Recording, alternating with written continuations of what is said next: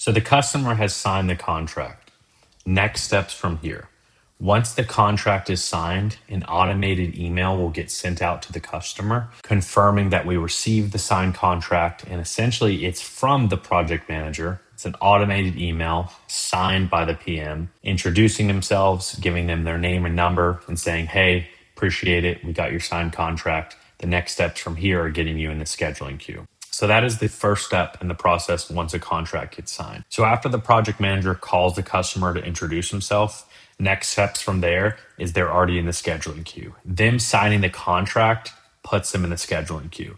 So if you say, hey, we're booked 2 to 3 weeks out, and it takes them a week to sign the contract, and they're like, hey, you told me you guys were a week out, remind them when you're sending the contract, you are not in the scheduling queue until the contract is 100% signed, regardless if they paid a deposit. The project manager, after he does that introduction call, the work order is already complete. Since you filled out the scope of work document during the appointment, you were detailed on the quote, that all gets converted on the back end to a work order. The project manager handles the entire material order.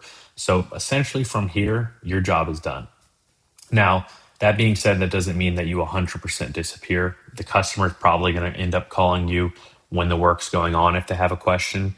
You're going to want to direct that to the project manager. You don't want to blow them off and say, hey, let the PM handle that. You're going to call them and say, hey, I'm not on site, but let me get in touch with the PM and see if we can get this figured out for you. Essentially, you're directing project manager because that's their job to solve these problems. Now, of course, if you weren't clear with something on the scope of work or you told the customer something that wasn't in writing, we're going to, project manager, we're going to need to reach out to you to confirm that. But for the most part, once the contract is signed, you move on to the next. You focus on the next customer. Simple as that. You don't need to manage these projects. We have a PM. Again, you're probably going to take a call here and there once the contract has been signed, once the work has starts. As far as expectations for the rep, your work is completely done once the contract is signed. You focus on the next customer.